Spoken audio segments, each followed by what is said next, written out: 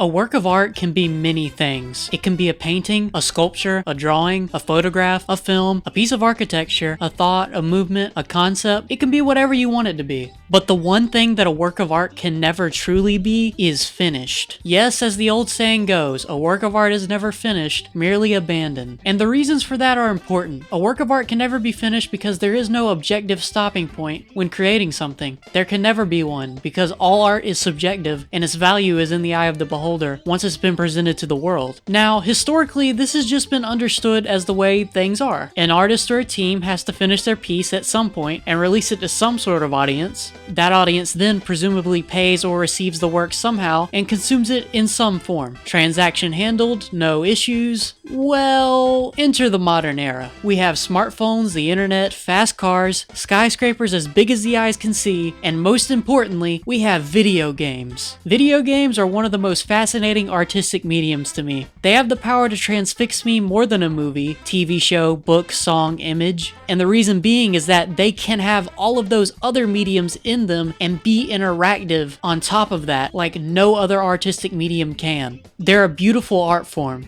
So with all that being said, I don't understand why they haven't been treated as such. Video game companies have basically always had some of the most egregious ways of manipulating the consumers who play their games. From pinching the coins of everyone who wanted to play arcade games, to designing home console games to be intentionally difficult and have punishing live systems to make the game seem larger than it really is, video game companies, like all companies, have always wanted your money. Just for some weird reason, it's been more acceptable for video game companies to be more blatant about that fact. And one of the more recent ways some game companies and developers have proven how shady and inept they really are is through mismanaging game updates and DLC. Adding or changing content to a piece of art after it's been released is one of the most risky things you can do. With the advent of digital media, this is now easier than it has ever been. Now, a piece of art doesn't have to be abandoned by its creators after it's been released. And video games are where we are seeing the dangers of this. Development teams will release a game that's had a huge marketing push behind it, only to have it come out in a disheveled state with the expectations that they can just patch in a new update later that will fix the game and resurge the player base. And hey, if the new updates and DLC drops don't resurge the player base or accrue more sales, who cares? They already got those sweet pre-order sales. I'm looking at you, No Man's Sky. This, in my mind, is one of the worst ways to release a piece of art to the public. It's manipulative, and it takes advantage of the consumer, and I feel like it's become the norm, even among a lot of competently made games.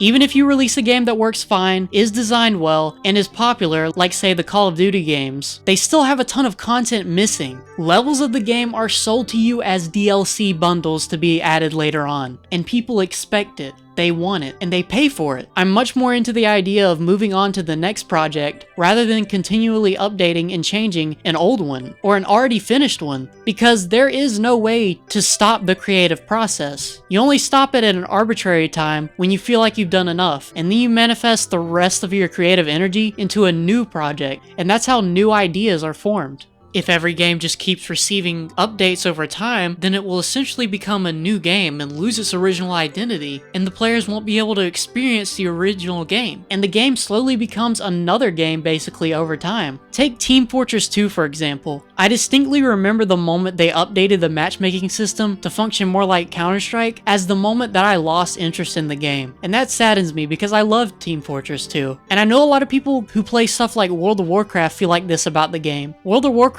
in its early days is a much different game than what it is now because of the expansions that have been slowly added over time and have been sort of forced updated into the game. You can't really play the old versions anymore, and people have a demand to play the old versions. In fact, this is exactly why Blizzard made World of Warcraft Classic and is going to release that, because people want to play the game that they originally played again, not the game that's been updated over time. And this is why game updates worry me so much. I like history and art to be preserved as it is. It's more interesting that way. You get to see how things have developed and changed over time, what ideas have been abandoned, what ideas have been expanded upon. I like when new projects are made. I like progress to be made. And I feel like history is preserved and respected more in other mediums, way more than it is with video games. And that makes me a little frustrated, but hopefully things will get better over time, especially once video games just become older as a medium. But that's going to be all for this video. I'm interested to hear what everyone thinks about this, since this is going to be a contentious topic. Leave a like on the video if you enjoyed it, and subscribe to my channel if you want more videos like this in the future. I'll see you in the next one.